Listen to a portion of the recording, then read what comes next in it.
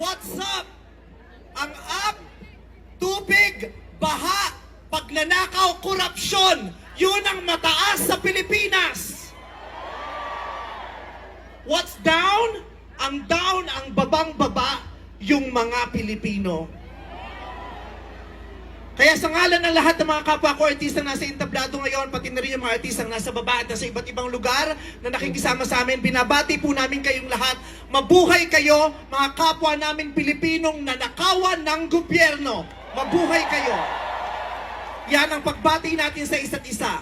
At para sa lahat naman ng mga politiko at bahagi na ng gobyerno na nagnakaw sa atin, nagnanakaw sa atin, mga nakatingin habang may nagnanakaw sa atin, mga kasama ng mga nagnanakaw sa atin, mga alam na may nagnanakaw pero hindi nagsasalita, mga kasama ng mga nagnanakaw, mga nagtatago ng magnanakaw, isa lang ang gusto namin sabihin sa inyong lahat. Patawad kay Father pero putang ina ninyo! Kaputa-putahan ng mga putang ina nyo! Katatapos lang ng misa, pero Panginoon, patawarin nyo kami, pero totoo yan. Ito ang wika ng lahat ng mga Pilipinong ninakawan, putang ina nyo! Putang ina nyo! Putang ina nyo! Putang ina nyo! Putang ina nyo!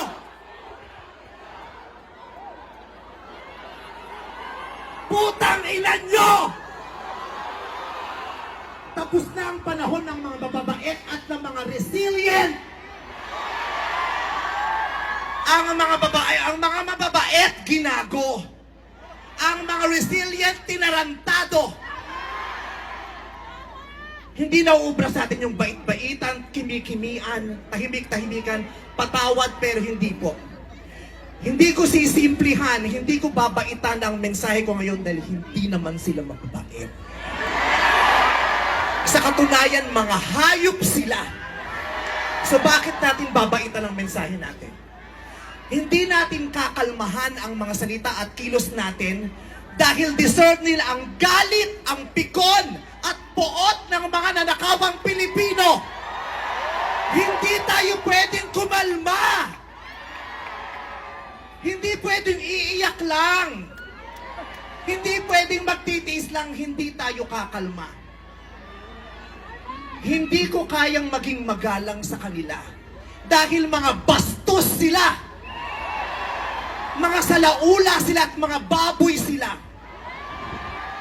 Hindi natin kayang maging mabait sa kanila dahil mga walang ya sila. Hindi pwede. Hindi pwede. Yung mabait ka lang, mabuting asal ka. Hindi uubra sa kanila ang mabuting asal at mabait lang kasi nga mga demonyo sila. Kaya tama yan. Sumigaw lahat ng galit. Lahat ng galit na galit. Ang hindi matatapos ang galit bukas. Ang iparirinig ang galit hanggang hindi makulong ang mga putang ina ang magnanakaw. Hindi tayong pwede magalit lang ngayon. Kailangan hanggang bukas, kailangan sa susunod na linggo, kailangan sa susunod na buwan, hanggang umabot ng ilang taon hanggat hindi sila nauubos. Walang mawawala sa atin kasi ubos na tayo. Kaya ang gagawin natin ngayon ay babawi na tayo. Ikulong ang mga magnanakaw. Para sa akin, hindi nga sapat ang kulong. Dapat patayin ang mga korap na magnanakaw. Ibalik ang death penalty para sa mga korap.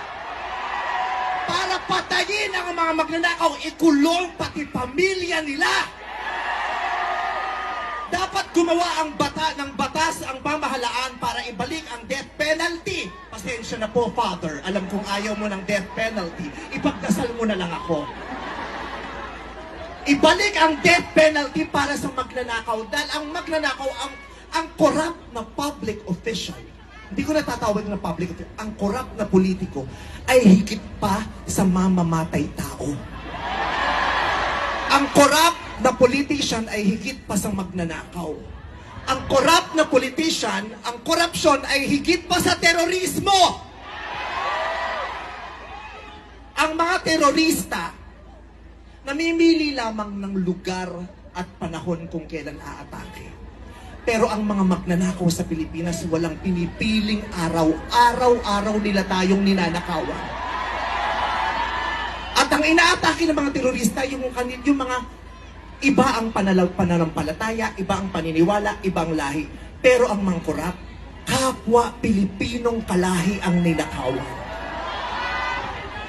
Kaya hindi tayo pwedeng sumuko lang ng ganito. Kaya hinahamon ka namin, Pangulong Bongbong Marcos,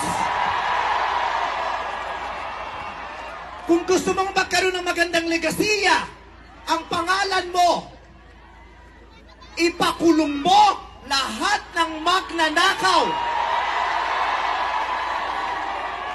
Nakatingin kami sa iyo, Pangulong Bongbong Marcos, at inaasahan ka namin, hindi dahil sa idol ka namin, kundi dahil sineswelduhan ka namin at inaasahan namin na tutuparin mo ang inuutos naming mga employer mo.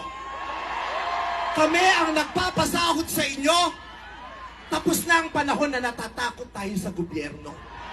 Takutin natin ang gobyerno dahil ang kapangyarihan nasa sa atin, wala sa kanila. Nakatingin kami sa inyo. Ipakulong lahat ipakulong. Bawiin ang mga ari-arian. Bawiin ang mga ari-arian. Pati atay, i-donate. Ibigay ang atay. Pati mata, i-donate. Walang ititira kasi nga, hindi tayo pwedeng maawa dahil mga putang ina nila. Maraming salamat sa inyong lahat. Sasamahan namin kayo hanggang mamaya. Isa pa, putang ina nyo! Sobra na, tama na. Sobra na, tama na.